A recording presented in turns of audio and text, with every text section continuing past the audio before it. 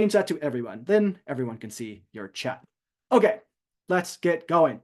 First, who the heck am I? I am Steve. I am our co-founder and CEO. I also built the original version of this product. I think I still have about 500,000 lines of code in the code base, and I still contribute code to the code base, honestly, a little bit a week at least, sometimes more. So as both the CEO of the company, I'll give you a little bit on the background on like why we exist, why this topic I think is interesting in general, and then might answer the question that came up about sizing the market, like how I assess the potential opportunity here before investing my time. I'll give you a bit of that background, but if you want to know anything high level about the business, why we exist, what we're planning, etc., what we care about, I should be a good resource for you, as well as very, very low level, the tiny, tiny details. I'm still very, very deep in, for better or worse. A brief look at my background. I've actually founded a couple companies before, but I most previously was running web engineering for a company called ShopStyle. They're a mid-market e-commerce company, so they were doing like $500 million in GMV, aka selling about $500 million worth of products through that website. I ran web engineering there after they actually acquired a startup that my co-founder and I, current builder co-founders, were doing at that time too. It was an e-commerce SaaS startup. And we run into an enormous amount of issues when we tried to take, this is in 2014, a monolithic e-commerce application, all custom, and make it headless, composable, break it up, have a fast, Angular front end, fast at the time, have a API-driven back end, connect the best of breed tools. And we actually found out that there were some big challenges in that. Challenges that led me to leave my job and start working on the platform you see today. And funny enough, we were way ahead of the curve on adopting composable, especially for e-commerce, but in general. We were live in 2014, full, huge production scale. And now, this is all basically 10 years later, this has become a very common practice for businesses to do. And luckily, we've had many years to get ahead of realizing what challenges others will run into and how we can solve them. So in terms of agenda, we'll first start talking about the evolution of what many call digital experience creation. What I mean by that is content that goes on websites and apps, the stuff, the guts. Where did that start? And I think it's an interesting story because there was a lot of progress and also kind of backtracking that's happened over time here. And there's a lot of important learnings there. So I'll get in more detail in a second. Then the promises and pitfalls of headless architecture. This will be, we can go into the example of what we ran into at ShopStyle, but really I'll keep it more specific to what are people running into today. Spoiler alert, it's the same set of problems for 10 years. 10 years, people have been having the same set of problems. But we're actually finally at a point, and I'll mention why this is such a really key moment in time, that we can really, really nail a solution to this. And that brings us to point number 3, visual development and AI. How these are not just the sum of their parts, they're significantly more than some of their parts. And also how, you may have seen this, I'm very sensitive to it as well. LLMs, awesome new technology. I think the potential is massive. I think there's a mix of overhype. There certainly probably will be, just like the internet had the internet bubble back in the day, there was some overhype at internet. It took time to realize some of the benefits of the internet. The internet certainly didn't go away. It was worth the hype in the mid to long term. AI is showing a lot of similar signs. There's a lot of potential and fit right now. Amazon was killer in some of the earlier days of the internet as much as it is now. Other products did not make sense at the time that they came out in the early days of the internet. Every company seems to be jumping on AI, but not every single AI solution actually is valuable. It might seem or feel like AI for AI's sake. What I want to talk about here is actually how I think when you get these really major solutions, let's talk about Amazon for 10 seconds. Why Amazon made sense in the early days of the internet was there are a bajillion books and only so many a bookstore can fit. Books are easy to ship. When the internet came out, there were a lot of things that the internet was not really capable at solving yet. You could not do mass e-commerce on the internet yet in the earliest days, but you could ship a book. There were a lot of people that wanted more niche books than you could find in bookstores. And so Amazon made sense. It took the limitations of the early internet and used them as strengths. And it solved a real problem. It didn't just add internet to something because it was internet. It actually solved real problems. And actually, AI solves real problems in visual development that take it from something that's a bit niche to something that can actually profoundly benefit your businesses. And I think it's really exciting. We'll then cover how that actually, at the end of the day, technology for technology's sake, who cares? How does that empower your teams and add collaboration and control to the end-to-end idea to production flow? So again, we don't want to make it just fast. We want to make it high quality. It shouldn't be a sliding scale. Moving faster brings the quality down, or bringing the quality up makes you move slower. With the right tools and processes, you can have the best of both worlds. You can move faster and at a higher quality. I'll show you in a moment. And ultimately, how we use that to go from idea to production wicked fast. So let's talk about this evolution of digital experience creation. So many here may or may not remember the days of like 2004, 20 years ago, when CMSs like WordPress, Drupal, and Joomla actually were kind of awesome. Like, we don't like to think about that these days too much, because maintaining a monolith in terms of code and what you can do with it these days, when you have a broad spectrum of needs, needs like handling native mobile devices, modern tech stacks, integrations with best of breed solutions, single page application, front ends, whatever it may be, those tools don't handle well today. And so we think of them as not the best choice. But back in 2004, they were freaking awesome. I remember when I spun up my first website ever with no design or development skills. I spun up a Joomla website for a local business that had, and I mean with no coding involved, it had a forum, it had social networking features with profiles and content creation. It had a scheduling feature, it had a number of pages that I created myself without knowing anything about code or design. I completely chose and customized the theme for it, so that everything was on brand. And because the benefit of the monolithic technology stack was it had full awareness of the front end and back end and database, installing end-to-end features that had a user-facing front end, a back-end facing admin interface to control the feature, it connected with theming design systems, or the version of design systems that existed back then, and connection to the database, you could add these awesome end-to-end features like nothing. And the best part was, in most cases, it basically just downloaded the code to your website. You could go in and customize the code from there. There was no limitations. It was awesome. That is not even remotely how the world works today. So why did we take this massive step backwards? Why does nothing like that exist today? Well, the reason is because what I hinted at earlier. You can't power an iOS app by WordPress, at least certainly not WordPress's front end. iOS apps use Swift, or you might use React Native.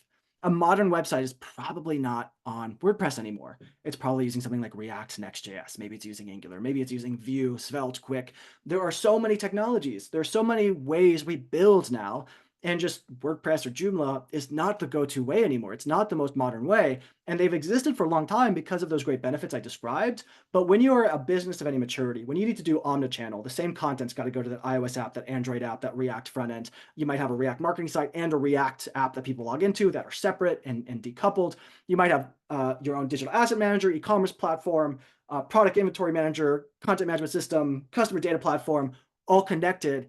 That's where monoliths fall apart, and you need that composability, that maturity. But while that has enormous benefits, and a modern business at any reasonable scale needs to have those benefits, there is a huge, huge drawback, which is, how do we power content across multiple technology stacks? In the world of WordPress and things like Jeremy in the chat's mentioning, like their bricks builder, stuff like that was amazing. Just drag, drop, add the blog post. You just do whatever you want on the website, and you can add your own workflows, administration. They could handle full on enterprise scale. It was cool. When you had to support systems that have no knowledge of your database or your front end, they're just pure backend systems that connect to everything. What did people do? People found a solution that, in my opinion, was not out of innovation. It was out of desperation. How are you going to get the same content on an iOS device using Swift and a React app and whatever? People went down to the lowest common denominator and said, well, how do we put data on all those platforms today? We use a database. We make database tables. What do database table columns hold? Numbers, text, references, like references to an uploaded image. So people just said, like, well, what if, we just start simple and we just give you a simple sort of like way to create a table with some columns, some fields. We give a form interface in the CMS admin so you can fill in the text. And when you hit publish, nothing actually happens. The applications, the websites, etc., they will pull from an API the database, the latest row in the database, and the developer will choose how those render onto the page. So again, they have no awareness of anything about your application. So they have to be the most primitive possible pieces, essentially just text and references. So what does that give us? It gives us complete flexibility to use any code that we want. Awesome. We needed that. We expected that. You get that beautiful benefit on the right side. It's limitless. The downside is there's so little you can do. And at my last job at ShopStyle, the problem we had was marketing always had something they had to do. They had a new landing page, a new section to the homepage, a new button on this page. We want to try a different call to action button color this time. Every single one of those examples, if it was not just a simple text update to a predefined field, defined in the CMS, it went to engineering tickets. We had engineering tickets for everything I mentioned. Change the color of this, add the button to this, add the section here, blah, blah, blah, blah. The engineers hated writing code that was for like one-offs, this one-day campaign, etc., this one landing page. They wanted to work on things that were reusable, interesting, complex, that had interactivity, connected to data, etc. And our marketing and product teams didn't want to have these long wait queues for a button on the homepage. Like, why can't we just not update the homepage ourselves? In fact, at a certain point, our marketing team at ShopStyle got so frustrated with this that they grabbed Webflow, a drag and drop site builder. They made a new homepage that I've been asking for months, and I've been telling them we don't have engineering resources for, or honestly like interest in doing on the engineering side. We had other priorities. And then they made the page themselves in like a day. They came to me and said, hey, we made this page using Webflow's visual editor. Can we just kind of put this on the ShopStyle site? And I had to go, I'm sorry, that's not how these things work. We are an Angular app front end. We have Angular components for the various things, product collection, sign up, et cetera, newsletter.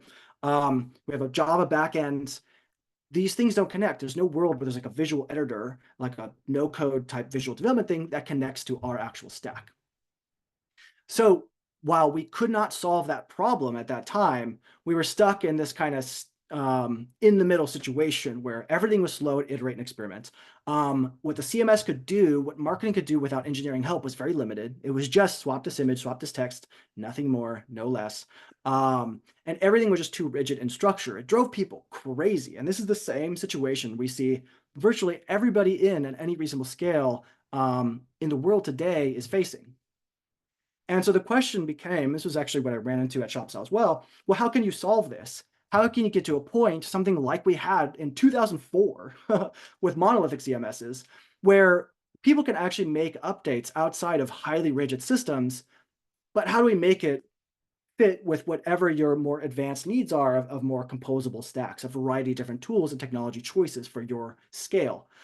And so we wanted to break away from this idea of traditional developments, your idea, then wait a while for design, which again, and many times the design here was just remixing the design system. It wasn't advanced bespoke design work. It was just move things around, things that even the designers were not excited to do if there was a system that could just put the design system rules in someone else's hands and let them work with it. Design can review, but they don't have to do all the things when you're trying to do 100 campaigns a week, etc. But the slowest point, as we all know, is the development. One, in many cases, we ran into just engineers didn't want to do this one-off marketing work, this button, this color change, and two, even if they could, they had already several sprints booked up. It would get into the next queue if you were lucky. Marketing had to always kind of debate that, yes, this is worth engineering time, where product engineering would say, no, we don't think it is. We have other priorities. And that whole process, even when you get past it and just to start writing code, can take forever. So what do we want to do? We want to squash this down and say, is there a more collaborative system, kind of like I talked about, existed in 2004, where we can get from idea to production faster? We don't have to go through code if not bespoke code is needed. We can bring the design system together in a visual interface. We can connect our design tools, our tokens, our components, and AI to allow us to form these ideas within our guardrails and get them live faster than ever. But the question is, again, how do you do that, right? I'm imagining this, like this could be the better world. Well, how do you solve that problem? When I left my job at ShopStyle, this is what I started to realize. There actually is a solution to this. But what you have to do is not think of the CMS as a thin layer over a database, like Google form to change database table columns. Instead of having these thin wrappers, and CMSs have SDKs, but again, the SDKs are no more than a thin wrapper over the API. Again, they're just not providing much. And that's because it's just a hard problem to solve. If you want to offer rich visual editing with visual developments, and then I'll get into AI here because that really compounds the value in a moment, you need to have an awareness of the front ends you're working with. And so that's where what we were able to solve is creating what I kind of call a rich SDK. An SDK you can install that's native to your stack, Next.js, React, Vue, Nuxt, Svelte, whatever it is. You install that, and that can have one awareness of your design system, not just in your code, the components you have, the libraries you use, etc., but also on the other side in your design. We know the design tokens you use in Figma and the CSS variables you use in code. We know the integrations and providers that you use. And we can send updates dynamically over an API to an SDK that can dynamic render new what we call structured UI. A structured UI being not just freeform HTML, CSS, blah, blah. That was one of the problems with the old systems in 2004, but actually structured UI is a composition of design system components with rules and guardrails in place on what the structure can be.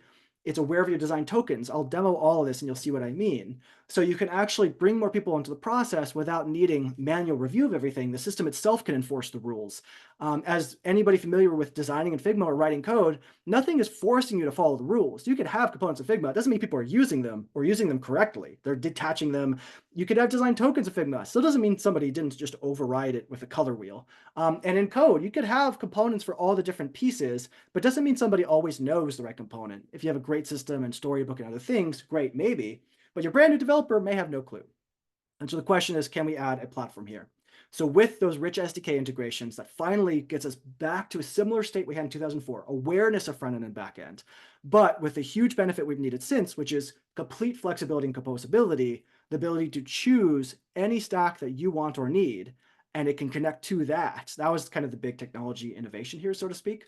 That's where you can do incredible things. Now we can have these end-to-end flows all the way from the design tool right into your code or delivered dynamically published over an API, brand new things. New A/B test on the homepage, import from Figma, publish, 5% test, see the conversion heat map afterwards. Or generative AI, let's have AI rework this page, rearrange, add something new, take context on our business to produce something. That, when you connect these two big pieces, these kind of new pieces, you get these end-to-end flows that are faster than ever, while still respecting your teams, your workflows, and the governance that you need. So with that enterprise-grade visual editor in the middle, we can kind of unlock all of that value together. And it's not throwing away anything that we already have.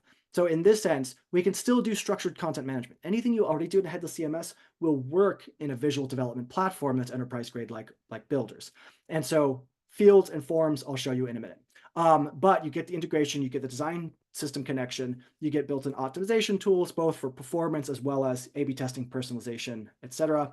Analytics built in and connect to your analytic systems. And then AI, where you really unlock AI, in my opinion, is not just in giving developer tools to move faster and produce faster, more efficiently, more leanly, but it's when you take what AI can do with code and bring it up to people who don't code at all and make someone who doesn't code code. But again, not in like a way like Anthropic Claude Artifacts or TLJAW, where it can give you a snake game, but it's not actually using your components and design systems and anything that you have to use for real production work. It gives you sort of like a POC and it's like throwaway code. What we want to do is bring that awesome value out of just being a demo and into your hands, something where you can chat and create what you want within your environments and make it go live. Dennis says it's too good to be true. I'll show you the demo here too, and I'll show you what we have today and where it's going as well. As you can tell, I'm very excited about it. And that's where we land in this state where we want to be, which is the entire team is collaborating, using the tools and workflows they prefer most. So start with the content manager. Same type of flows that you would expect and more. So if you want certain content managers to have only access to structured content editing with strict forms, with specific roles and permissions, such as only one locale to edit and publish, great, you can do exactly that. But if you want the content manager to be able to rearrange design system components and publish that, you can do that too. The marketer is not confined to asking developers to make the new landing page. They can make a new landing page themselves. Just hit plus new page. Produce it from Figma or from just drag and drop your components design tokens. They can manage lead forms and they can make content updates like an A/B test of this copy and run it. All of this can be controlled through roles and permissions as well as custom workflows and governance, which means you can have, like, let's say you let the marketer create new landing pages. You could still have a review step before it goes live where the design team can review, yeah, this looks good. The system itself can enforce that design systems and components are strictly adhered to. You literally cannot paint outside the lines. You can make it as rigid as you want. in the system. But if you want a human to review it too, you can, or the marketing content might get reviewed by an SEO team or somebody else before these things go live, localized by a specific team for that locale, or reviewed or moderated.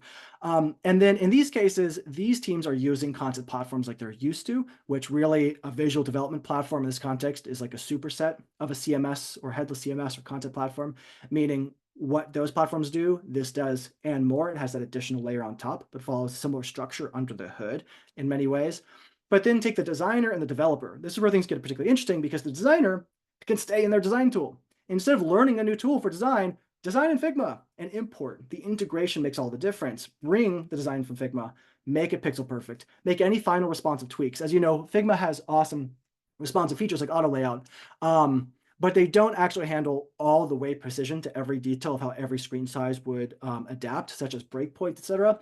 So you can take the design in complete detail and soon even Figma prototypes. And then in Builder, in the responsive tool that actually is showing you real code, you can get into those deeper details with the visual elements, UI composition, as well as design tokens.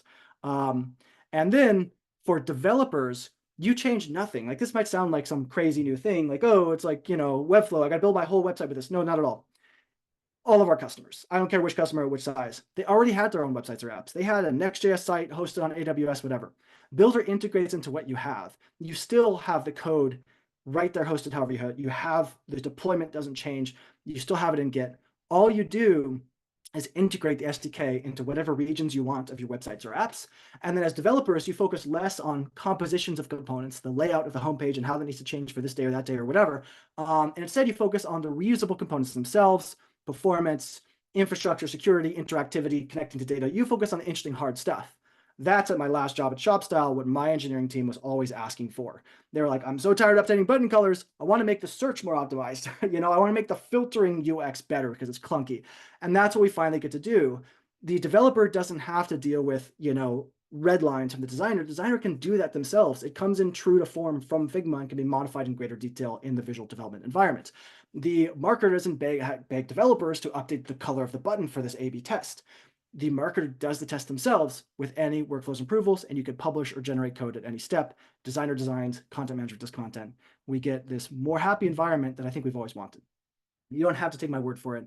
One example that I love is Fabletics.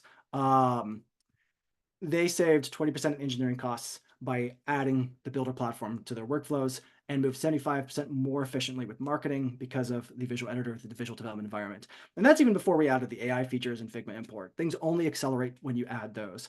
And so you can save significant cost, a lot more cost than the platform itself would even take out of budget, and move faster. And as we all know, businesses that move faster are able to test, learn, and optimize and win better.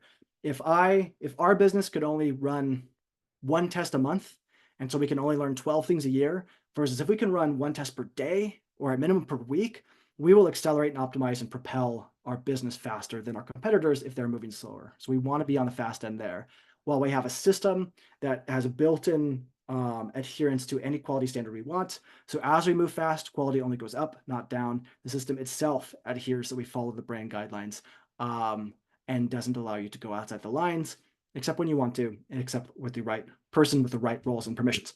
Let's stop talking. Let's go into a demo. And then after the demo, I'll get into some questions. I will try not to be as long-winded on the demo. So here we have the Builder platform. This should look a lot like what you're used to with a typical CMS type interface. This should not be shocking. So here we have a variety of different models. Some, for example, are structured data models. Here, for instance, I have product data in the CMS, and this should be what you're used to, your standard form, where we can update the product name, handle description. We can use AI to rework this text. That should not be shocking. We've got our various images here, as well as sizes, all configurable, all publishable, standard structured data stuff. Nothing shocking. It's all familiar. But let's go at one level deeper. Here, we can manage the entirety, not just the product catalog, but things like the header links. So here, looking at this is structured data. So it's still strict to, I can only use data here. But, somebody asked me to increase the zoom. I can bump it up a little bit here. But here, I can update just the header links. So very strict. I can't drag drop anything in this view because I'm only editing this header links, but I can say this is the Wahoo section now. and we can see it updated in real time.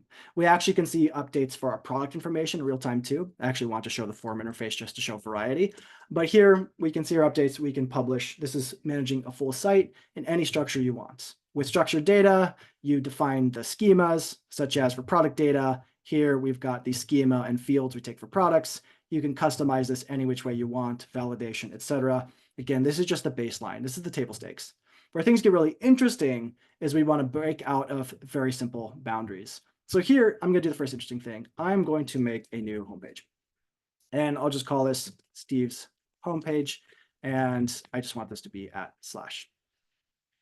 So here's where you break out of what are the expected boundaries. And now I get an interface that should feel reminiscent of Figma. But what's interesting is I am visually editing my actual website. This is a Next.js site. This is the header, footer, and the region where I've defined can be edited when editing a homepage. I can drag and drop the components from the code. So this is a React component where I can say like, wahoo, how's it going? And see the updates in real time. I can add as many of these different components as I want. These are right there in code. Anytime the component changes in code, it changes everywhere, not just the references in the builder system, but also anywhere else. If you change your button aesthetic, these use shad cyan buttons, all buttons used in builder otherwise are updated because it's all in sync together. We are designing with our design system, and we can design as advanced as we want. We can have 2 of these side by side. We can get very detailed, but let's have more fun here. Let's not do all this stuff from scratch. Let's take what we usually have is some type of spec of what we want. So I'm just going to delete, and I'm going to go over to Figma. And here I've got a design. This is a design for the new homepage that we want. This is using a mix of Figma components. For example, we've got a component for like this collection, this product carousel. Here it is. We've got components for these buttons. These are reusable components in Figma, such as with these different variants, defaults, tertiary, secondary, etc. We also are using design tokens throughout. So we're using tokens. Sorry, I got to move some windows out of my way from the webinar. So we're using our color primary token, and we can go in and edit the other tokens and swap them out anytime we want. All of these will be preserved when we do what we're about to do, which is import this. Some of this uses auto layout, some of this doesn't. Again, the most important thing to know is we didn't set up this Figma design in any magical way. We just designed it. Some parts use auto layout, some parts don't. Who cares? What I'm going to do is I'm going to go to the Figma plugin, and I'm going to hit this copy to builder button. This is going to actually run an AI model that we created that will bring all of those pieces together in a responsive and fully native to code way.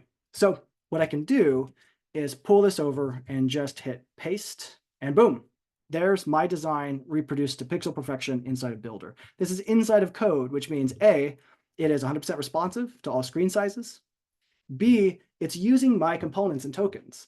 So this is not a design. This is our actual carousel. We can change, which this is hooked up to our e-commerce platform, to the eyewear collection or the handbags collection. We can see if we go into preview mode, how we can scroll left and right. These are our code. We are visually working with our code in a first-class way. The buttons, like I showed you, are the same buttons that you already saw, where these are coming from code and they have those different states. You have the different primary, secondary, tertiary. And we can set the configuration in Builder. I have Builder in one of the more flexible modes for full admin editing, but you can choose which user of your system has what level of editing permissions. And I can go in and make additional updates if I have those permissions, but I'll show you some more fun stuff here in a moment.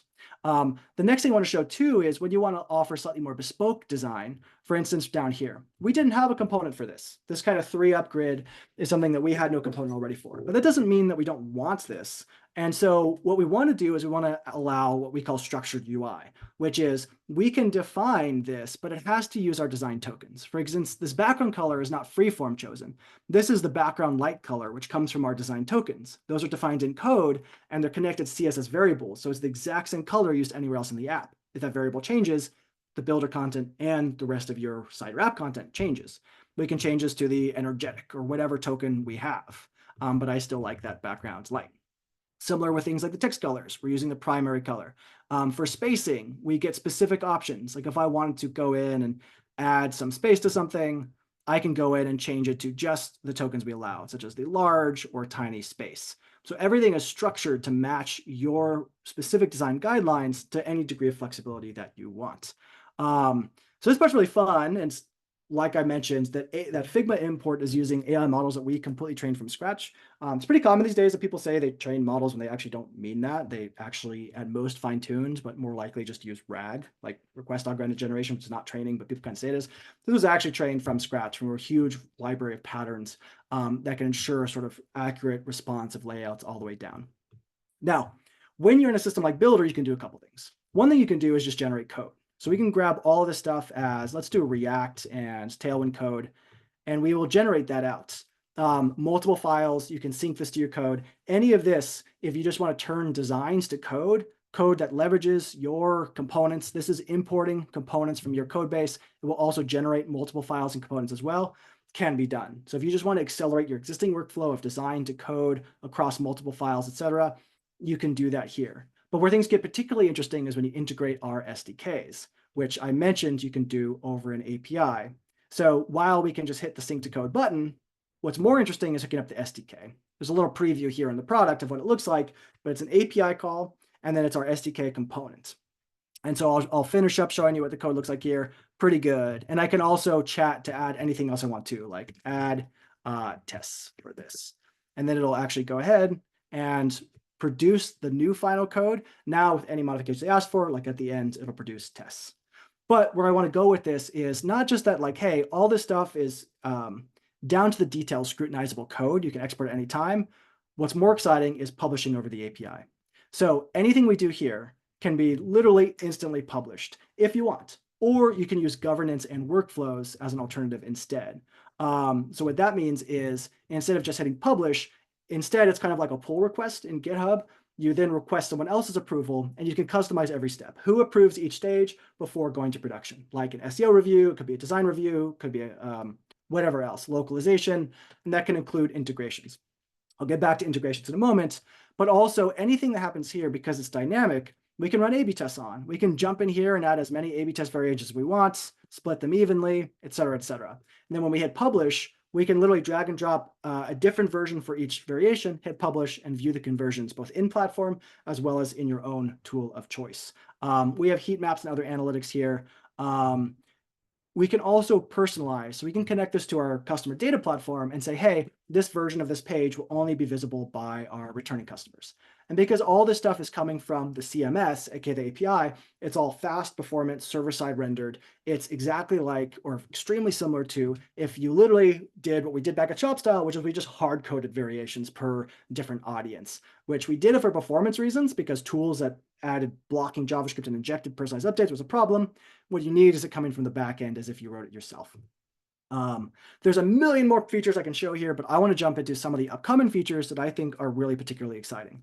Now, important notes. This is where I take a quick pause and say, this is where we're going to get into features that are upcoming. So everything I've showed to date, you can jump into the Builder platform and use right now. And I hope you love it. Give us lots of feedback. We really, really enjoy hearing what you have to say and addressing it. But where I want to go into now is some of the cool things that are coming up. So what's really particularly exciting is when you add AI into the production workflow right here in line. So I'm going to go to the new AI tab, and I'm going to start making some edits. And so one of the hard parts of visual development is learning the basics of visual development. While we've abstracted out the need to know how to code, coding syntax, understanding your design library or tokens, and following the design system, that's all built in. But simple things still can have a learning curve. And what if we just took that away? So let's take an example. Let's say I have this section and I want to make a second one that's kind of like the same thing, but flipped. So I can go in and duplicate this. That's easy enough. I can update any copy I want. Hello world, that's fine. But what if I want to reverse this? And what if I don't want to have to learn anything? I just know what I want and I just want to say it to somebody. Well, here we can go into the new or upcoming AI assistant. Again, these are upcoming features, so they may not work as expected. These could be hit or miss as we continue to refine them, get them ready for a roughly October launch that I think you should get really excited about. But let's go in here and say, flip this horizontally. I can describe whatever I want. And then what this will be able to do is translate that, and kabam, we made a new section that we flipped horizontally. That's pretty exciting. And now I can go in and maybe I'll replace this image. This is connected to our digital asset manager. So I'll go into our denim folder and I'll choose the new denim image. And great. I used a combination of just grabbing and clicking and AI to complete what I wanted. But we could do a lot more than that. Maybe let's go down here and say, hey, I like this, but I prefer this with something like a 2x2 grid. So I'll say, make this a 2x2 grid. And one exciting thing is this is going to be even faster here soon too, as we're hooking it up to Llama 3.1 with Grok. But there we go. We now have a 2x2 grid. But I can go in and still make additional changes. Like maybe I want to go up a layer and I want this whole section to always fill the width. So I can use any existing skills that I have. And maybe I want to get a little bit more advanced. A common thing that you might want to do, but not know how to do in tools, is make different variations for different screen sizes. So let's make this a 3x3 grid 3x3 grid for desktop, 2x2 on mobile. And we can let that run. And so what this can do is translate more complex asks. There we go. And I can still make any additional changes. Like maybe I want all of these. Maybe I'll go here. I'll say select children. And I want all of these to just kind of fill their width. I could have also asked the AI to do that. And there we go. We have this nice 3x3 on desktop. And as you see on the right, it becomes a 2x2 for mobile. This is not just limited to these simple use cases I described. Where we're going with this is a lot more rich bespoke interactivity. The idea here is we are visually modifying in sort of visualized code anything that you would do in ChatGPT or Anthropic Claude. So where we're going with this is getting to a state where anything you can do today, you can tell Claude to make you an interactive, yada, yada, yada. But again, it's not using your systems, your tokens. In the upcoming world, we can have all that same AI potential with your exact system. So if you ask it for something, a shoppable gift guide with a click this and generate a modal, yada, yada, all of that will be accurate to how you would have coded that yourself, and roles and permissions can decide who can do what. We can also do content-wide updates as well. So one thing we have coming soon with this feature is what we call snippets, reusable things. So here I have a reusable snippet for translating content. I'm just going to say translate this to Spanish.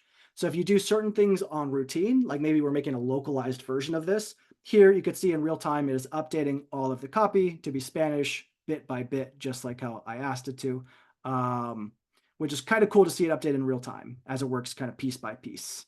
Apparently lorem ipsum text translate to Spanish looks like that.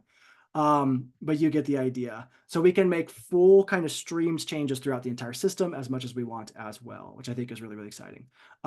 This is just a sneak preview. These are just very, very simple use cases that I want to tease so we can see where this is going, but expect where we're going with this is full on anything from here's an idea, produce a whole page using my design system from a mockup or a PRD of a page, a hand-drawn scribble using Vision because this is a multimodal system. You already saw coming in through Figma. We want to allow you to annotate right here and just scribble and describe how you want things changed, from everything from static to full-on interactive. And again, everything you see here can export as code or publish over an API. You can make dynamic animated content, scroll-based parallax animations, as well as full-on data rich. One of the upcoming pieces will also be able to be connected to your data. So if you say, hey, I want to dynamically insert, my personalized product from this API, it can then hook that up for you as well. I think the potential is really exciting.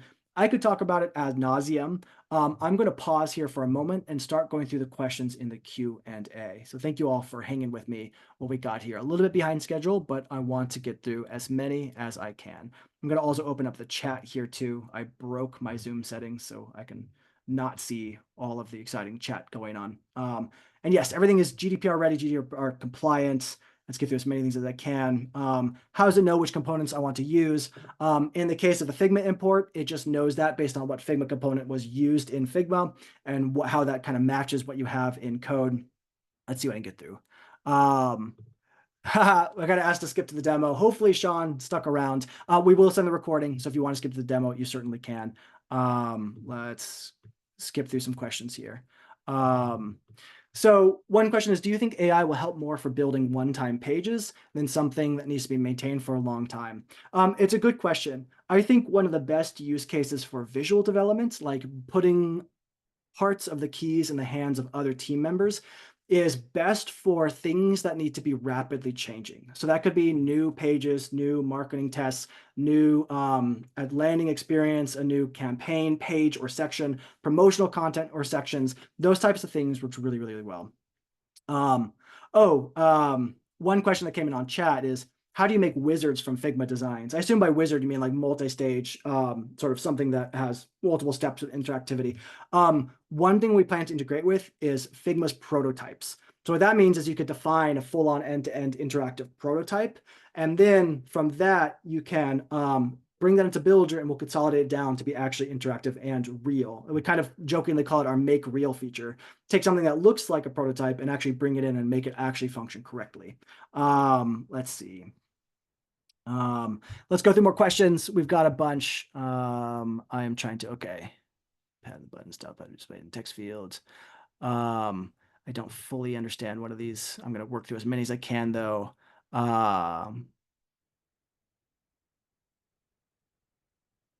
Let's see, and get to the ones that are most relevant to the audience. Okay, so Jasper says, what is the process from having designers work in Figma and developers within Figma and Visual Code by convert editors and SEO? Has it been successful? I think what Jasper's asking, this was asked early on, and so I'm kind of trying to roughly go in chronological order here. But the short answer is I hope the demo showed. A designer really just thinks about the Figma design, and the developer really hits import and only thinks about how that becomes code. And that way you don't have to worry about having people going outside of their normal comfort zone on tools, but anybody can anytime that you want. And in most cases, developers, if for advanced use cases, can come in and grab the code. For more marketing use cases, shouldn't be needed at all, but they certainly could be a review step if you like. Let's see. A few of these I answered. Let's go. Let me scroll down a little bit. One question is, do we support React Native and other libraries? Yes, we do support React Native. We do also have beta support for native SwiftUI, Flutter, and Kotlin or Android. Let's see. Back to Figma. One question is, can we use AI to make a change and bring that back to Figma? Not yet today, but that is something that we are looking at adding in the future, so you can have a really seamless back and forth. The hard part is Figma is a less expressive system than code. So many things from code and interactivity cannot come back to Figma. So that's going to be the hard part. Usually you want to go down in abstraction with what you call like a compiler. So you go from high level Figma down to lower level. If you try and go back up, you will hit inevitably problems and limitations that will make the system a little bit clunkier. Let's see. Let me get through as many of these as I can. Oh, another question is, are these things accessible? If you do the code generation, is accessible? We do a lot to fine tune and guide the AI to generate accessible code, but we'd also recommend that if this is, let me step back. We recommend first using design systems. So things like buttons, dropdowns, etc. The accessibility is already handled in the design system, so that when we use or generate or bring in buttons, dropdowns, etc., they're already reusing accessible components. So that's kind of the happy path. Now, Builder can also generate components like buttons if you want to. I would recommend that while we do use accessible best practices, human review those too if you're making sort of reusable elements from scratch inside of the Builder system. Let's see. Sorry, going through reading these as fast as I can. Oh, good question. Richard said, as a designer, why should I choose Builder over Framer or Webflow? The use case that makes the most sense for doing that is you are a large business. So any business that is of a certain size usually has engineering teams. They need to host on AWS. They need to connect all these different integrations. You saw some examples here. They need more advanced optimization capabilities like testing and personalization. When you need that level of control, an out-of-the-box system like Webflow or Framer just isn't really an option. That's like what we had at ShopStyle, or the issue we hit at ShopStyle as well. Those are great for small businesses. And frankly, if you just are a small business that wants to get a website live, awesome, do it. Heck yes. But if you are like an enterprise, you're a team, you actually have bespoke code and components, and you need to use these different tools, that's where Builder is kind of like that type of visual system, but for your tech stack, your more advanced needs for the larger businesses, or for the business that just needs more customization. Like if you're a developer or have your own development needs, this is sort of a Webflow Framer type system, at least at its simplest level, that connects with the code that you have. So it doesn't have to be an either or, code or no code. You can have them both together, and that's kind of the idea. Let's see. I'm going to move through here a little bit. Let's see. Remember, as a reminder, please ask questions over in Q&A. I try and look at the chat, but it's a little bit hard because it's intermixed with lots of other things. But I'm still looking at questions coming in the Q&A and getting through as many as I can. We got about 12 minutes here, so I'll continue to hammer through as many as I can. Do you need a paid version of Figma to use the Builder plugin? Can someone please explain how can I test your system out? I believe you do need a paid. I'm not an expert on Figma's pricing. My apologies. I believe you need a paid version of Figma to use any plugin. I could be wrong about that. Try it out yourself. Um, Jeremy says, Steve, you're the man. This is amazing. I appreciate that. You just tell me, oh, how did I open up the Builder plugin in Figma? Yeah, great question. So first thing is like, how do you get started if you want to try this out? You can just go to Builder and sign up for it. If you're a business at a reasonable size, you can also reach out to our sales team. We'll give you a personalized demo. We'll follow up with a link for that as well. But if you just want to try this out, go to builder.io. Hit the, actually incognito, it's going to say sign up button. Hit the sign up button, make an account. And then how you use this from Figma, so just use the sign up flow here. From Figma, I didn't show, but the plugin is just available in your list of plugins here. So just open up this, go to plugins, type builder.io, and then bam, you'll launch the plugin. From launching the plugin, you can then select whatever you want to import, and then you'll see this nice either copy to builder button or what we call generate code. But anyway, let's keep going. I appreciate the kind words here. Let's see. I'm kind of prioritizing the shorter questions because I can read them faster. So if anybody wants to add a new one, the shorter it is, the more I could probably answer. One question, the components have to exist first, right? If you want to use reusable components, it's best if you have components already, but Builder can generate the components too. So you can take, like I can take this button. I'll just show you. This will be a fun little additional demo. I could take this button and just hit generate code and pop into Builder, and then we will generate the code for this button. Beautiful. So here's a button and an example of using the button, but here's my button components, and I can use the chat to do whatever we want as well. In fact, oh great, it actually knew about the different variants, and it generated a reusable component using different variants. So that's something you can do as well. If you just want to generate components so that you have them, you can do that right here in Builder. You can also save them as what we call symbols, which are reusable components directly in the UI. So you don't even have to go to code. If you just know you're going to use this section many times, but it might take different inputs for like the title text or images, that can become a symbol in Builder, which is like a reusable component that can have inputs or props that you use throughout your designs and your content, so to speak. Okay, let's see. Wish list. Oh yeah. So the AI that gets tuned based on user input. So you type, that is coming soon. So like everything I showed you where there's a chat interface, this is a huge investment by us right now. In fact, I need to go back to where I have the flag on. Watch out for a launch event we're going to announce in either late October or early November. That'll be the date of the event. We'll announce it probably a month or so prior. So watch out in September. We'll have a launch event on this, show a lot more demos. We have spent years actually refining the underlying technology here, and you're going to see a lot more wild stuff than I showed today when it comes to these sort of natural language AI features. We envision a world and really think this is possible. If you've seen any Claude or ChatGPT demos of how you can say things and see working code, just imagine that, knowing what that's capable of doing, but instantly visualize so you can click and edit and see everything. And again, it's using your systems, your components. So getting that power in your exact websites and apps, as opposed to like throwaway code that just doesn't look like yours. It doesn't code like yours. It's not quite yours. One question was this horizontal scrolling I showed. Does that need to be a component in Figma before moving to Builder? No, it actually doesn't. And another interesting thing about Builder too is you can change all the responsive details here. In fact, I can go in here and like make this a scroller. So the scrolling won't really do anything now, but let's go to, so here I can choose as a scroller, and maybe I'll like add some more images, and you can see, let's add more, how this is a scroller. So all those controls can be done right side in Builder. You need what we call designer permissions for that. So that means you need to, you're not gonna let every content editor do things like that, the more advanced responsive editing, but designers you can allow. Oh, great question. Where and how is the design system specified? How does Builder understand primary CSS variable, etc.? That's a great question. So in our code, let me show you some code really quickly. Forgive me, I'll be pedantic, but our developers, I think, will appreciate that. So here I have code where I have different routes and I have different components. So I've got, you can see here, maybe I'll zoom in a bit too. We've got a card, who cares about the favicon? We have card, collection, counter, hero, all that stuff.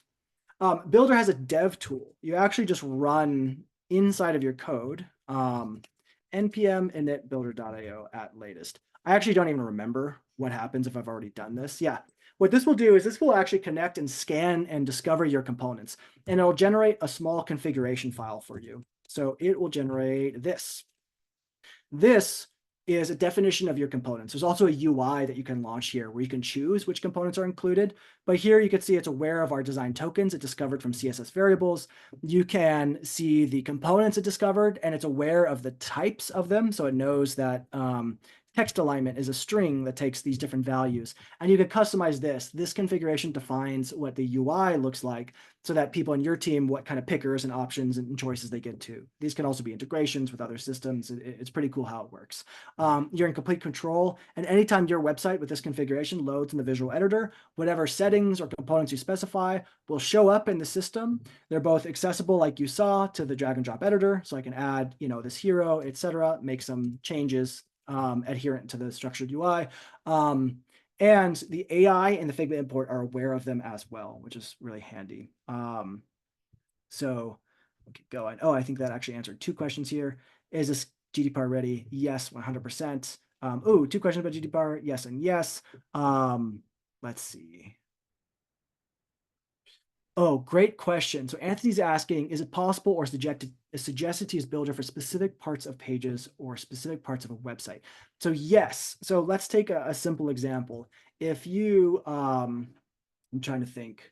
So your website probably already has a whole slew of pages. You can decide which parts of which pages should be controlled by Builder. In many cases, like I'll show you this example again.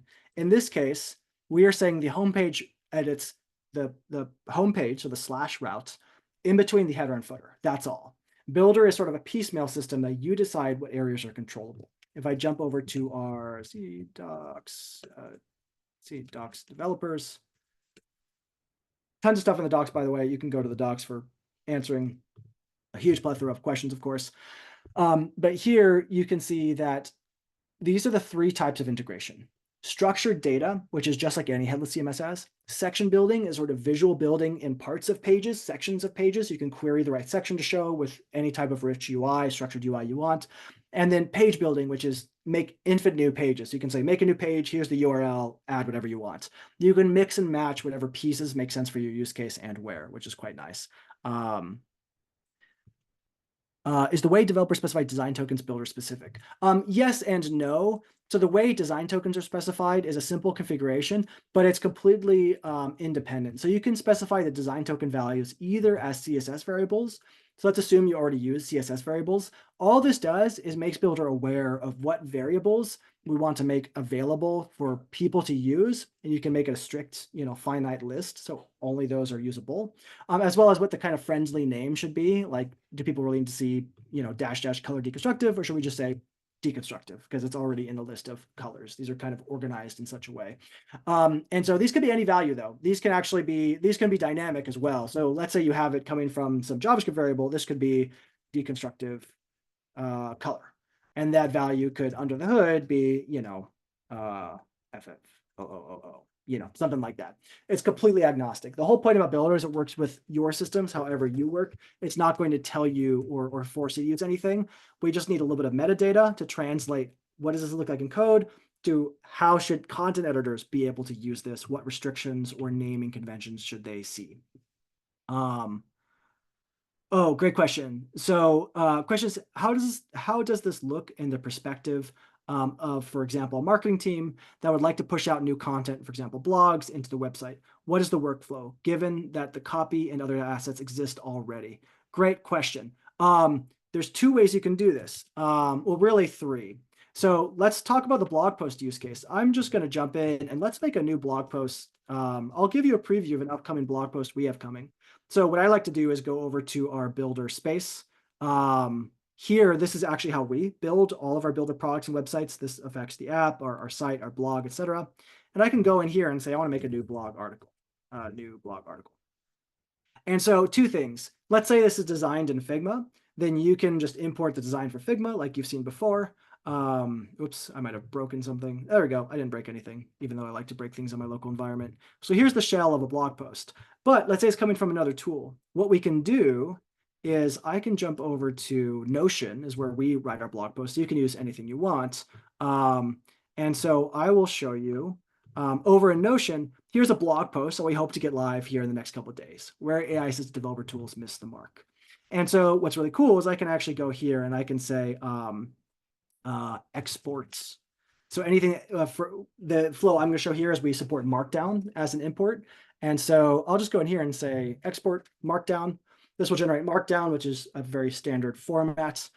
You can paste this from a Google Doc as well. Like you could just drag in a text block and just paste from a Google Doc. That's completely fine too. But this is a slightly more rich and fun example. I'll put this on my desktop. And then I think that dumps as zip. So I'm just going to unzip this. And then, cool. Now I'll go in here and I'll say import Markdown. And then I'll upload a file. Over here is my Markdown file. And import, and ta-da, blog post. And so you can pull in from other tools in workflows like that, which I think is pretty cool. And then I can go in and further edit any way that I want. We're right up against time. Let me do two things. I'm just going to show you the slide view really quickly. We will follow up with information on how to get started with the platform, how to contact our team for a demo, etc. And we will also have the recording. I am available. You can catch me at Steve8708 on, what is it, Twitter, also known as X, LinkedIn, YouTube, TikTok. I'm on all the things. If you have additional questions, please try out the question, try out the platform, message our team, tweet at me, whatever. But I think we covered a lot of cool stuff here. And I think a lot of your questions can be handled very, very nicely or answered very, very nicely with trying out the product and or talking to our team for a demo. I really appreciate all of you coming, and I hope to catch you all next time. We'll be doing more of these webinars. Hang out on our mailing lists, and we will post these on our official builder accounts across social platforms as well. And we also watch out for the announcement of our upcoming launch. We're going to see wildly crazier AI features coming soon, and our goal is to have them fully available on the day of the announcement. So we are trying to avoid any wait lists, and we want you to be able to be hands-on with the announcement features on the day of launch, which should be end of October, early November. So thank you all for joining. Please follow up with us if you have any additional questions, and I hope to catch you all next time.